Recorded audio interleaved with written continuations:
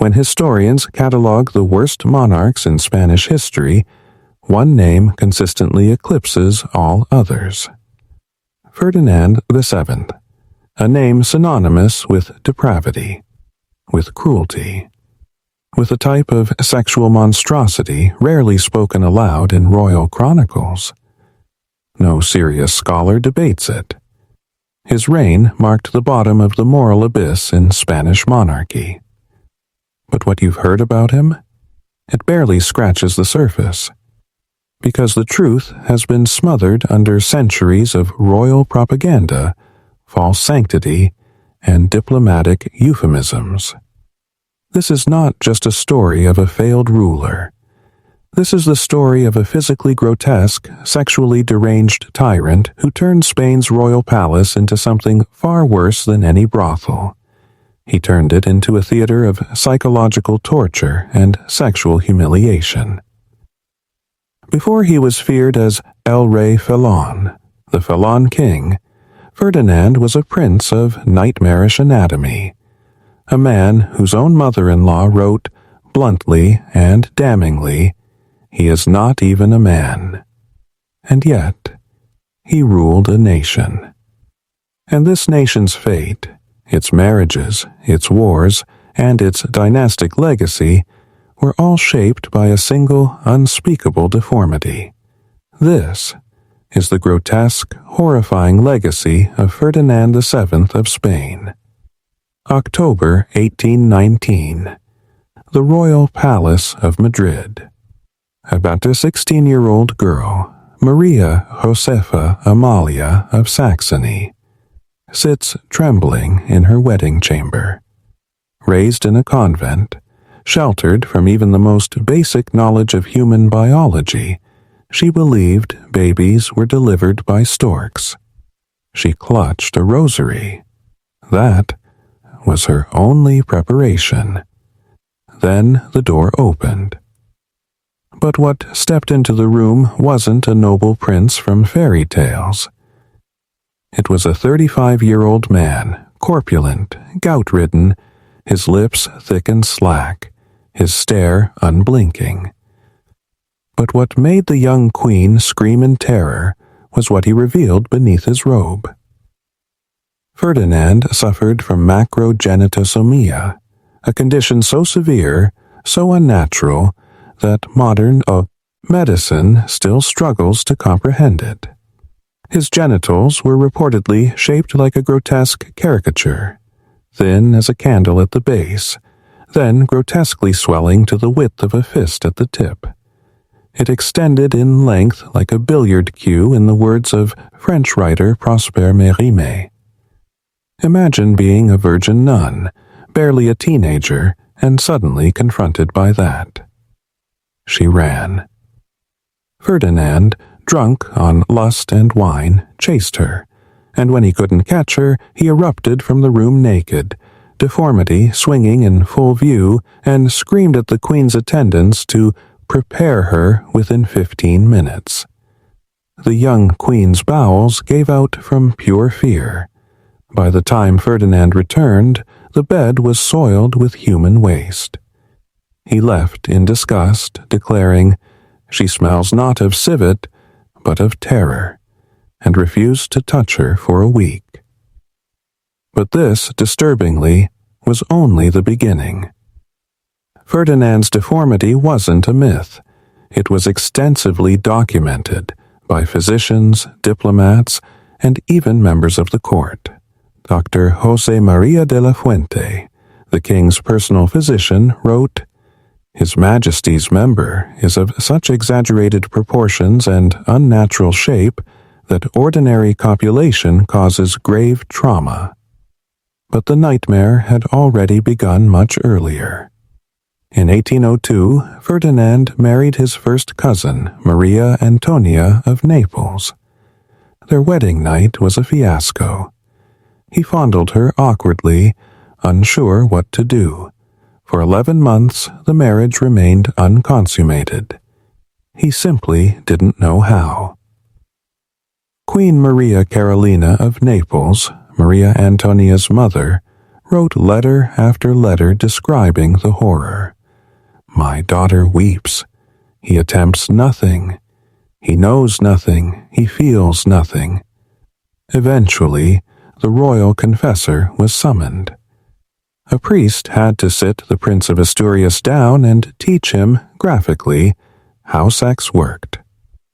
When he finally attempted intercourse, the damage was irreversible. Maria Antonia suffered miscarriages, internal trauma, and died at just 21 years old. The future king had claimed his first victim. By 1814, Ferdinand was king. The years of humiliation gave way to unrelenting debauchery. He was no longer an awkward virgin. Now he was a sexual predator, armed with absolute power. Each night he left the palace in disguise and descended into the darkest brothels of Madrid. His favorite, run by the infamous Pepa la Malaga, became his lair of excess. There he gathered a group of aristocratic degenerates. Together they played games, literally comparing the size of their members. Ferdinand always won. They called him El Bien Dotado, the well-endowed one. But this was no laughing matter. His sexual obsession turned pathological. He developed a fetish so grotesque it defies comprehension. According to Count José María de Villalobos, Ferdinand bragged, "I keep the cloths stained with the proof of their purity. They are mine, my trophies." Let that sink in. The King of Spain collected bloodied sheets from the virgins he deflowered.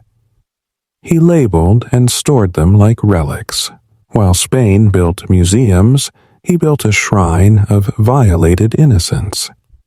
In 1816, desperate for an heir, Ferdinand married his niece, Maria Isabel of Braganza. She was mocked for being ugly, poor, and Portuguese. But she brought something to court that Ferdinand lacked: dignity. While he prowled the brothels, she quietly founded the Prado Museum and opened art academies to women. In 1818 she became pregnant. But tragedy followed. The child was breech. Maria Isabel's condition worsened. The doctors asked Ferdinand, save the mother or the child. He answered coldly, save the child. What followed was butchery. With no anesthesia beyond opium and alcohol, the doctors sliced open her abdomen. Midway, Maria Isabel woke up. She screamed, fully conscious, as they cut through her womb. The baby was already dead. Maria Isabel bled out on the table. She was torn. The Queen's sister accused Ferdinand of murder. Some blamed his syphilis for the miscarriage. Others blamed his monstrous anatomy. Ferdinand felt nothing. In 1819, Ferdinand married again. Maria Josefa Amalia, the same 16-year-old who had fled from him in terror. After the wedding night disaster, he tried a new approach: patience. Night after night, he visited her chambers, begging, coaxing, pleading. But she resisted. She believed sex was sinful. When he explained reproduction, she called him a blasphemer. God would never design such a vile act, she said. Eventually, Ferdinand wrote to Pope Pius VII, begging him to convince his wife to submit. The Pope, astonished, wrote back that marital relations were not just permitted, but holy. Maria Josefa relented. On one condition: she would pray the rosary during intercourse, keep her eyes closed, and think of the Virgin Mary. And so the King of Spain, who bragged of his conquests, lay with a wife who treated him like a demon tempting her soul. 10 years. No children. She died at 25.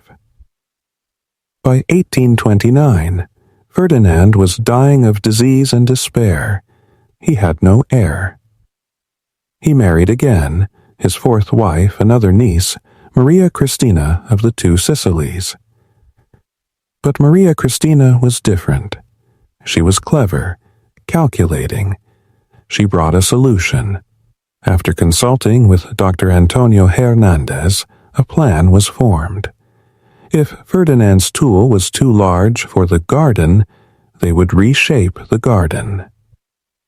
The royal craftsman created La Almohadilla Real, a silk cushion with a perfectly measured hole, designed to block all but the tip of Ferdinand's anatomy from entering. It was absurd. It was mechanical. It was humiliating. But it worked. 3 months later, Maria Christina was pregnant. In 1830 she gave birth to a daughter, Isabella II. Ferdinand had his heir.